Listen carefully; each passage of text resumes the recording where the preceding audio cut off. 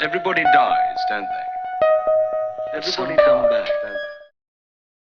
Miss Tasmin Fitzgerald visits Rosa in hospital.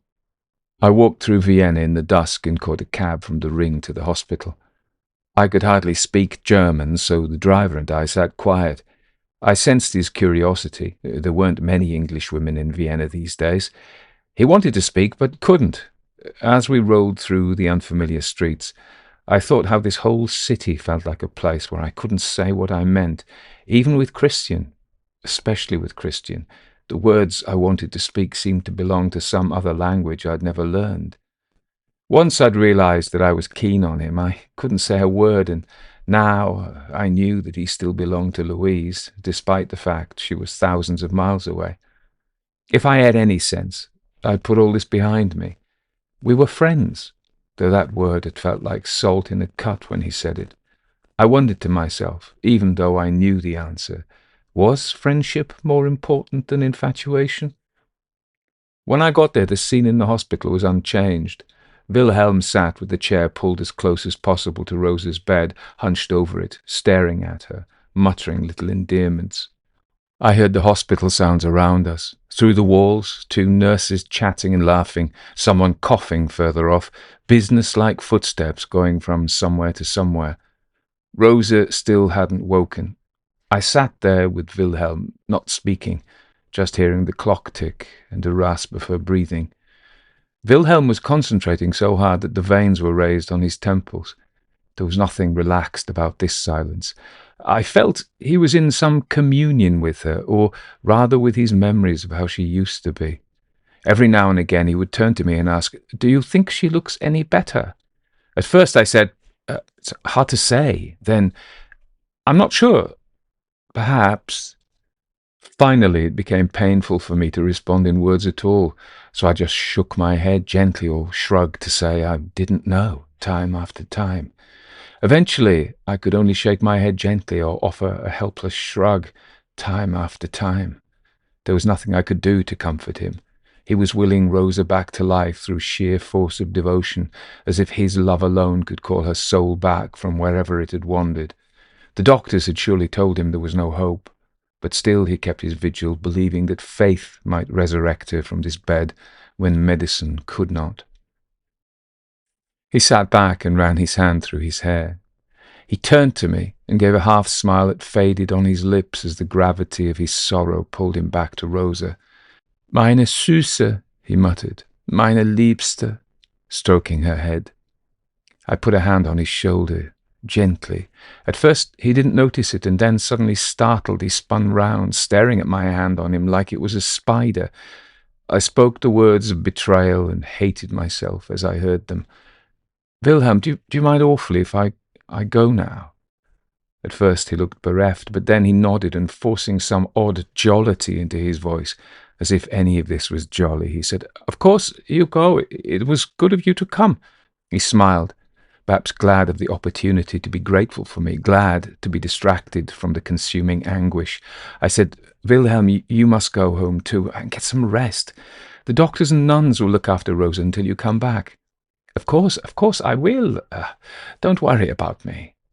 I knew he wouldn't leave. He would sit in vigil over Rosa until the end. But perhaps that's how it should be. I felt dreadful as I went out. At the door I looked over my shoulder. He was in exactly the same position as when I'd come in. Rosa hadn't moved at all either. I felt the most monstrous guilt. But underneath it all I felt strangely, paradoxically happy. Then the happiness churned in me, because I knew it was because I was going to see Christian. Outside, the most perfect night had fallen. The streets of Vienna were not as bedecked with street lamps as London or Paris, and so the stars were much more visible. I stood for a while at the bottom of the steps up to the hospital, looking at the sprinkling of innumerable heavenly bodies. The sky seemed deep, and looking up into it, I almost had an attack of vertigo. I looked for the constellations I knew, which wasn't many. Orion was missing, the really easy one, and as I searched across the sky, I was comforted by the incomprehensible vastness of it all. Billions of miles, billions of years, infinite and permanent backdrops to my life, anchoring it somehow. There could be no end to this immortal panoply, and so in a way I felt immortal myself, immortal and strangely cared for. Perhaps there was a benevolent providence after all. Christian was staying at the London hotel. There was a cab outside the hospital, and the driver seemed to know where the hotel was. I checked my wristwatch. I was a little late. I supposed he would understand. After a short ride, the cab dropped me outside the hotel. I went into the reception area. It was a little shabby. The desk clerk was surly and spoke little English. A lone woman, clearly a prostitute, eyed me suspiciously from her table. She looked like she was waiting for someone. I said, "Has Monsieur Lecoz, a Frenchman, come back yet?" She shook her head vigorously, probably because she knew I was a foreigner and thought I wouldn't understand nine. I said, "Are you sure, Monsieur Lecoz?" I borrowed her pen and spelled out his name in capital letters. She looked at it, looked at me, took the pen back and wrote "No" and underlined it. She smiled a little self-satisfied smile. She no doubt thought she was being very clever. I went to sit down. The prostitute obviously assumed that I wasn't a rival, probably due to my lack of makeup and my rather dowdy clothes. She leaned over and offered me a cigarette. She spoke no English, and I was too tired to try my Thomas Cook German phrases. We grinned at each other like Cheshire cats and smoked the rather foul cigarettes. I sat there half an hour, and still Lecoz didn't show. A man came down the stairs from his room. He looked like a travelling salesman preparing for a night on the town. Then he saw my companion and said something to the desk clerk. The clerk said something to him which my companion heard and got up. She looked back and said, "Chin chin," to me, and walked back up the stairs with the stranger. I sat another half an hour watching flies fly around the dim electric bulb that hung suspended on its cord from the ceiling. The walls were covered in brown wallpaper, coming away here and there where it had been inexpertly pasted. Clouds of cigarette smoke lurked up by the ceiling. I stood up and went up to the desk clerk who was reading a newspaper and asked her again, "Are you sure Monsieur Lecoz isn't in his room?" She shook her head this time, I thought, with a degree of pity. I went and sat down again. I began to worry that he'd had an accident somewhere, or worse. He'd said they could choose any time they liked. Perhaps tonight had been that time. I started to fret. I got up and walked to the door of the hotel. I peered out into the night, scanning the street up and down in case any of the dark shapes moving along it were him. Then I saw a man in a dark topcoat and hat coming down the side of the street nearest to the hotel. I couldn't make out who it was, but he seemed about the right height and age. The figure came closer and made a turn for the hotel door. My heart jumped. I was sure it was him. I was ready to scold him for making me wait, and I was already smiling. But it wasn't him. It was Stefano Morello. The joy in me was snuffed out instantly. I was afraid. Morello smiled his broad, sunny smile. "What are you doing here?" "I have some news for you." "How did you know I'd be here?" "I watch you nearly all the time." More panic. "Where's Christian? What have you done with him?" "Me?" He looked at me in mock hurt. "I have done nothing to him. Why should I? He's a grown man. He does it all himself." His tone of voice changed to unconvincing concern. I have something to tell you, something that is painful for you to know, but something you will thank me for telling you eventually." I knew he was playing with me, but there was something in his voice that told me he did have some news, maybe of Christian, maybe of Wilhelm. There was a pause, and I said, "So, tell me what you have to say, and then go." He looked at me as one looks at a willful but loved child. He spoke with a voice dripping with concern. "Not here, Tasmin. Perhaps we could go for a drink. There's a pleasant cafe near here, or perhaps to a cabaret, if you're feeling sociable. The Nachtlicht is my favourite. Just say what you have to say." "Are you sure you want me to say it here, where this lady can hear?" "She doesn't speak English." He sighed. "Very well, but surely we should sit down. Say it, if there is anything to say. It's about your friend Lecoz." "Christian." I felt a pang of fear for him. "What have you done to him?" "As I said, nothing. Come, let us sit." He took my arm gently and led me to the worn leather chairs. I shook his hand off, but I still sat down. He sat opposite and called over to the desk for 2 coffees. She started to say something to the effect that they didn't do coffee for guests, but he flashed a commanding smile at her and she scuttled off. Enough of your dramatic pauses, Morello. Tell me about Christian. Well, I know it's a sensitive subject. He gazed sorrowfully into my eyes. Because I know you're a little sweet on him. Just get on with it. I'm afraid he's with another woman. I know that. Louise. Ah, the sweet Louise Beecham. No, I'm afraid that he's betrayed her also. You're lying. He wouldn't betray her. Or at least, he wouldn't betray her for me. He looked straight into my eyes and said simply, No, I'm not. I didn't want to, but I started to cry. He reached out to comfort me. I lashed out at his hand. He sat back in his seat and said, as if he were my friend, Let's go for that drink. I fought back my tears. You're enjoying this, aren't you? You have a very poor opinion of me. Just go away! Go away! The desk clerk came back with the coffee. She looked alarmed. She glared at Morello, but he shrugged and gestured. Sotto voce, he said something in German. She rolled her eyes and looked at me sadly before putting the coffees down and going back to her newspaper. He put his hand on mine. I pulled it away again. Tasmin, he said, you have nothing left. But you can come with me. I made you the offer once, and it still stands. I didn't have the strength to argue with him. He talked on, soothing me just with the tone and sound of his words as you soothe a frightened horse. Tasmin, truly, you have nothing. Get out! He smiled coldly. As you wish. Come with me and you live. Stay here. And you have less than a week. All right, I said. I'll come with you. He was surprised at my sudden turnaround. He didn't know what I was planning. I put my coat on while Morello waited for me. I got my bag and felt the heavy weight of the gun inside it. This time I would use it. As we walked out of the hotel door, I caught the eye of the woman behind the desk. Her expression seemed to say, I don't blame you. We stood outside the hotel on the Dorotheergasse. A closed, black-lacquered fiacre was waiting.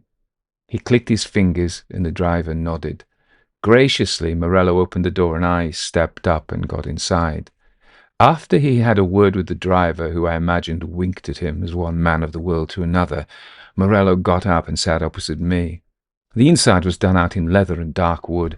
A candle burned inside a glass lamp set up behind his head. He looked pleased with himself. I said, Where are we going? He said, I thought we'd drive around first, take in the sights a little. We could just drive around the ring if you'd like. I held my bag and the gun inside it on my knee.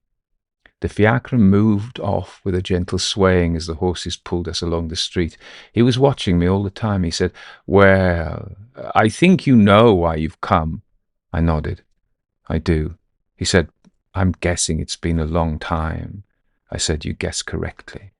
He couldn't help the self-satisfied grin that broke out on his face. He slipped off his jacket and laid it on the seat next to him. Outside the window, people were wandering by, heading to restaurants or the theatre. The driver had taken us onto the Stephansplatz. The black bulk of the cathedral loomed up nearby. Morello leaned over and closed the red curtain. He sat next to me, still grinning. He put one hand on my thigh. He was close enough to stop me, but he wasn't so sure of himself that he didn't realize what I was doing until I put the pistol's muzzle cold against his forehead. For a second he lost his composure. Then he said, You wouldn't fire. Put it down. I pulled the hammer back with my thumb. I knew I would. I said, Tell me, why did you want to do this to me? Just another act of degradation, yet more pointless cruelty. He snorted. Have you ever considered I might find you attractive? For all his intelligence, he was a shallow creature of pleasure. Little boys who pull the wings off butterflies consider nothing other than the pleasure they obtain from such acts. It wasn't about love or even lust, only power. Seduction would emphasize his power over me, and I knew that power over people was what Morello really wanted, power to do with them as he saw fit. The trigger was warm under my finger. I thought, I could shoot him. I thought I was filled with such righteous anger that I could shoot him dead. His smile was cold and confident. I said, "Get out." He nodded. "As you wish." My only satisfaction was that he was angry at being thwarted. "But he will give you to me before you are finished." He opened the door and then he was gone. His jacket still lay on the seat. I put the gun down.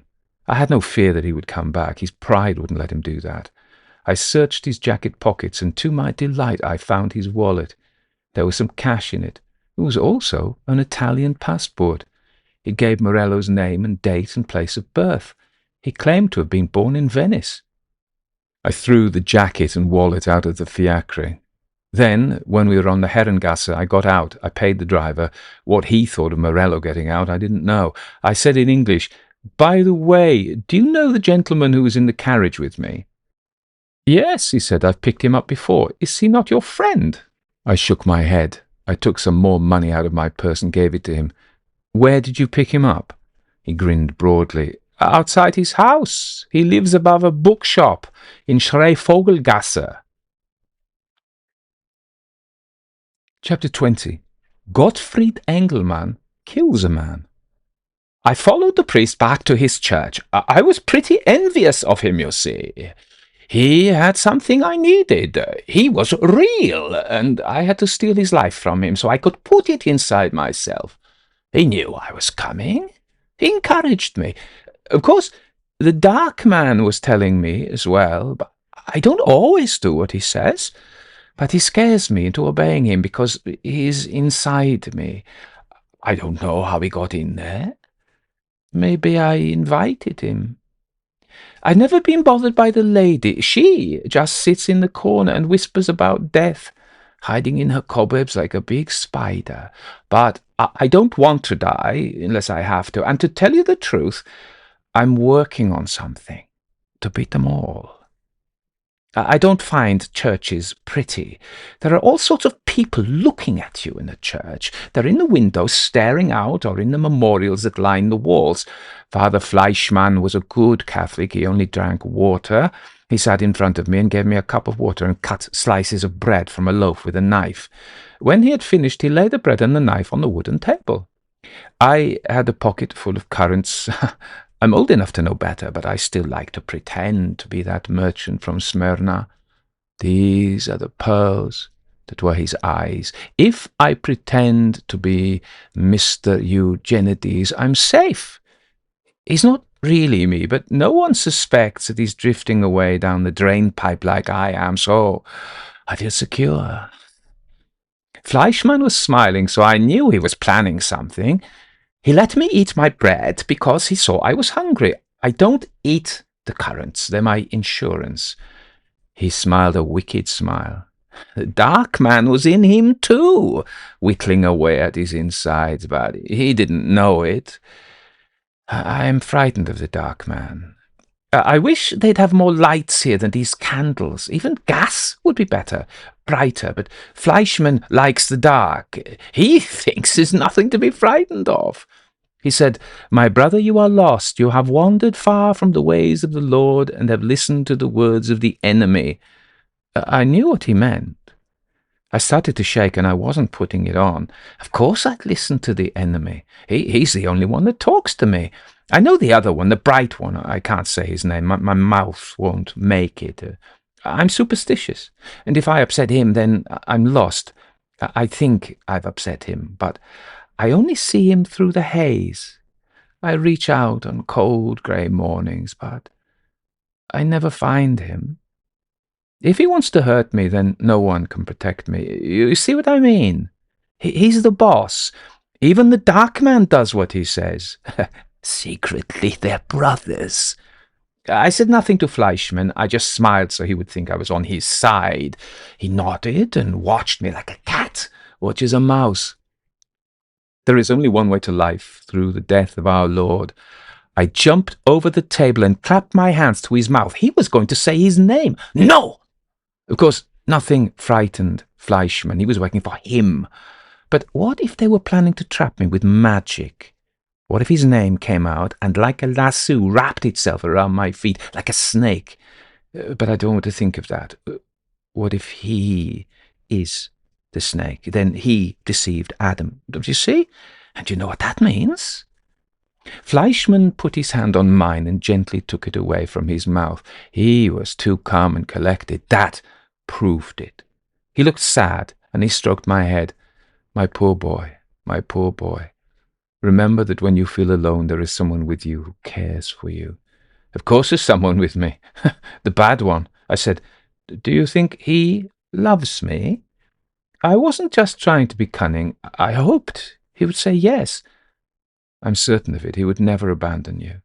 You were created for a purpose. None of us live in vain. I started to cry. I remembered my mummy. I remembered shops filled with red Bohemian garnets, lots of them, in the poisoned city of Prague. My mummy was a monkey. She couldn't speak. They took her away when I was a little boy. I wished I could believe, Fleischmann, that behind it all was love. But they're so cruel. They do this to mock me. Godfried, you have a place in his plan. I felt my back prickle with fear. He was getting close to my secret, and if they knew it already and were just teasing me, then any minute and the walls would come in on a wave of fire, and he would be standing there. No escape then. He'd catch me. My hands were shaking. Fleischmann reached out to me and touched my elbow. I know that you feel alone, but you are no stranger to him. He knows the innermost workings of your soul. I grabbed the bread knife. They were close to finding me out. He sat back. Was he frightened? I thought I saw him look over his shoulder to call him, to make him come out and get me. He turned back to me. His mouth started to smile, but I leaped up. I rammed the knife into his neck. It was horrible. He was hard to kill, harder than a chicken. I had to saw at his neck and the blood spurted out. He was talking to me, but I couldn't understand his words because his mouth was filled with blood. I wanted to stop halfway through because I suddenly felt sorry, but how could I? He would suffer more if I left him. People don't die quick and quiet, nor do chickens or pigs. We all jerk about in the end. I kept looking at him on the floor in case he got up again. Then my stomach hurt, or maybe my heart broke. I doubled over in agony. The knife dropped from my hand and bounced on the stone floor. They were all watching me, but luckily they were all in the pictures, and the coloured ones couldn't get out of the windows. I wanted to stop, but that's no good, because even if I die, they follow me there. The dark man was shouting at me. Even the lady said I'd done it now. Now I'd killed his priest. There was no escape. He was laughing at me because he always knew I'd do it, and now he'd caught me. He sees everything. He knew it all, even in the beginning. Angst, fear, and pain. There is no end to fear and pain for me. Always and eternity. I am in hell. I never get used to it. It never diminishes. The only sensations that are always new, fear and pain, and the two are one in shaking unity. I was going to kill Fleischmann anyway. I had to. It was part of my plan. But if he hadn't worked for him and startled me like that, I would have done it kindly. You see, I don't want to upset anyone in case they don't like me. I don't know how long I lay curled up on the cold floor. It felt like a week. The blood had congealed around him, and his mouth was open and ugly. I couldn't look at the ragged neck I'd made, and I was still frightened he'd get up. I washed myself in the vestry. I had to put some of his clothes on. I looked like a priest now, so now he'd get me for blasphemy as well, unless it worked, and I managed to carry out my plan. I can't tell you what it is, not till it's done. There was an old carpet, a dirty old thing, but I wrapped him in that. I'd cleaned him first so the blood wouldn't seep through. Most of it was dry anyway, but I had to be careful. The police work for him, too. He was heavy, very heavy. I never thought a man could be so heavy. He didn't look fat. He must be made of bones and cold lard. Outside, the night had fallen, a strange, deep night. You never know who's watching you at night. And I was nervous in case someone saw me. And Fleischmann was so heavy. I had to walk all the way to that cemetery by the Danube and find an empty hole in that dark, wet mud. A tomb would have been better, a nice one, with a big door, not a rock. But if I followed the recipe, it should work once I'd added the key ingredient. Once I thought he moved inside the carpet, I threw it down and stood above him, watching in case he got up, but he didn't. I almost laughed. His realness had deserted him. Puffing and straining, I took him on my shoulder again. This was my burden. I walked slowly, resting when I could. There were no Roman soldiers with whips, but there was no Simon of Cyrene either. It should have been day by the time I got there, but the night just went on. I knew he'd made it specially. It was a race against time. I put Fleischmann inside and left him to cook for 3 days. Then we'd see. 21. Christian Lecaul's Mrs. Tasmin. I ran until I got to the Hotel London, where I expected Tasmin to be waiting. It was nearly midnight. How the hell had it taken me nearly 4 hours to get from the Prater to here? First light, and now time was warping. The desk clerk Rita was reading her newspaper. The place looked as if no guest had disturbed it for days. She glanced up as I came in. "Monsieur Lecaul's, what's all the hurry?"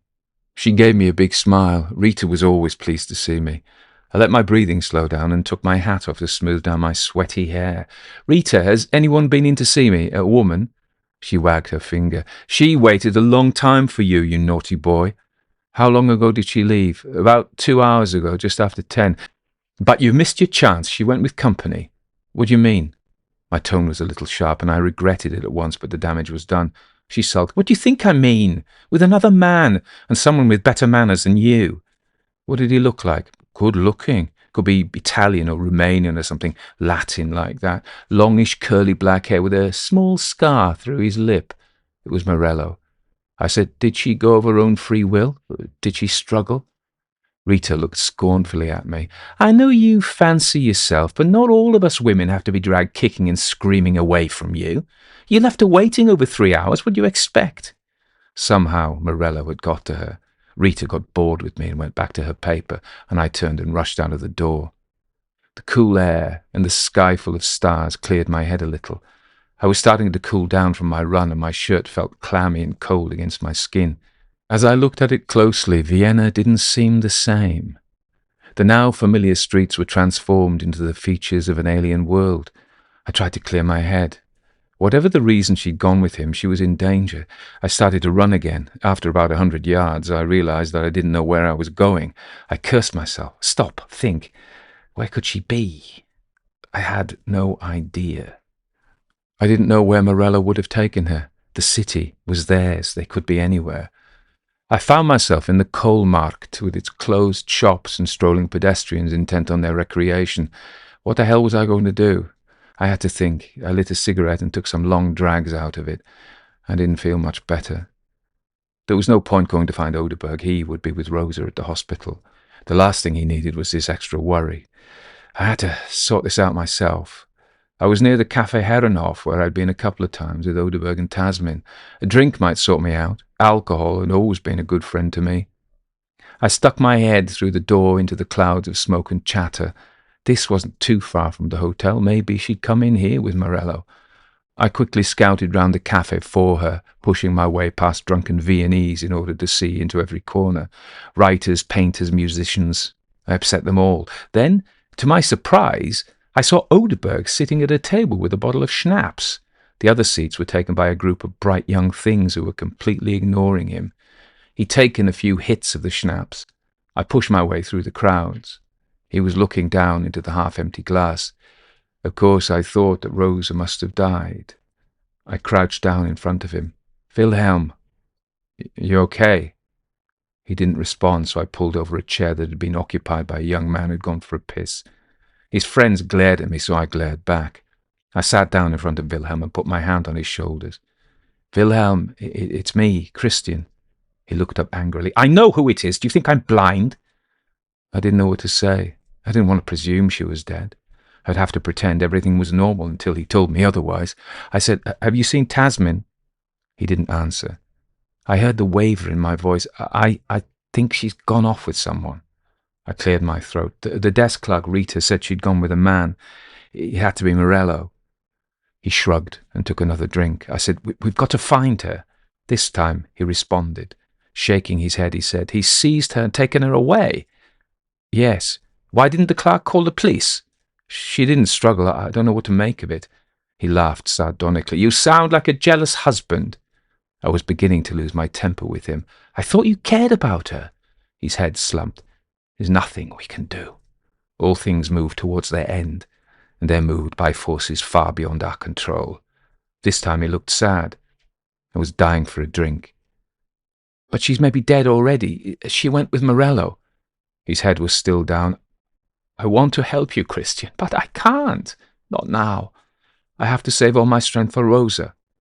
I couldn't just run out on him. How is she?" "I don't know."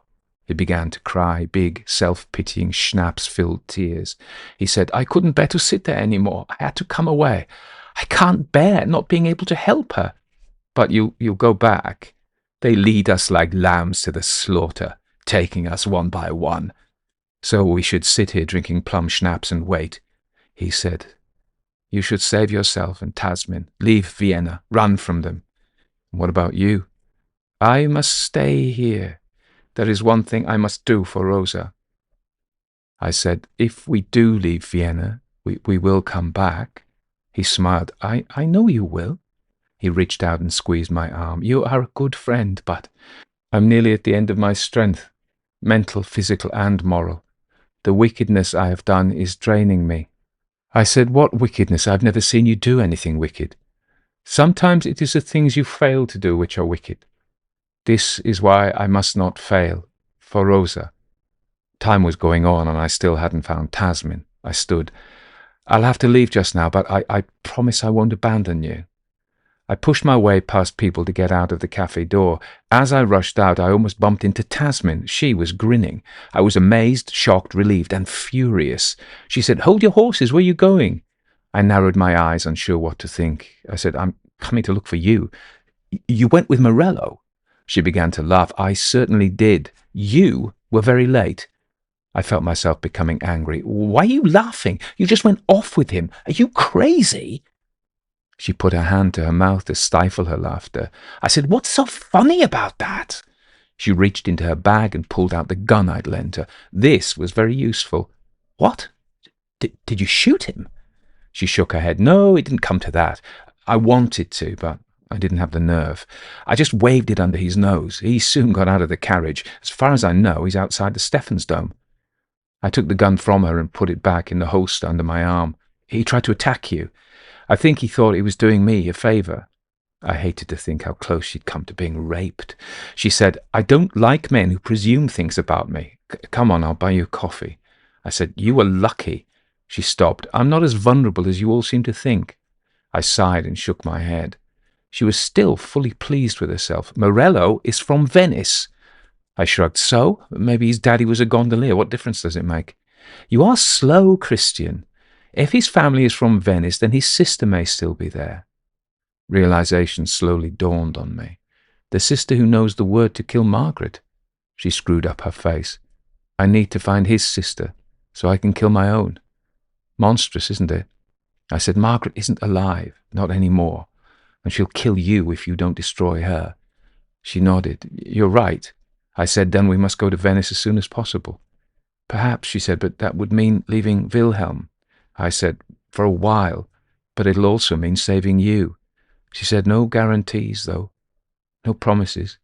I said, "There never are any guarantees, but I'll do whatever is in my power to help you." She leaned over and kissed my cheek. "I know." As we walked over to the table where Odeberg still sat slumped on his chair, a look of concern came over her face. "Wilhelm, what's the matter?" "He's in a bad way." She sat down next to him and took his hand. "Oh, Wilhelm, I'm so sorry." He looked up. I'm not finished yet. I'm just so tired. I need to sleep so I can be strong for her."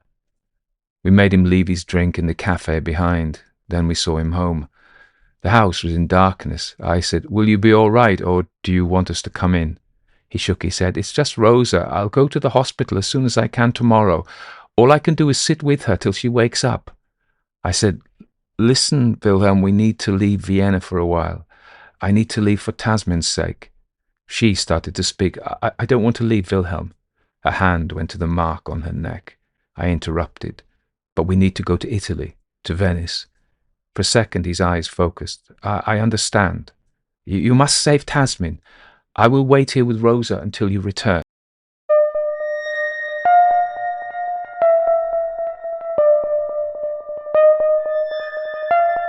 Everybody dies, don't they? Everybody come back, don't they? Isn't that so?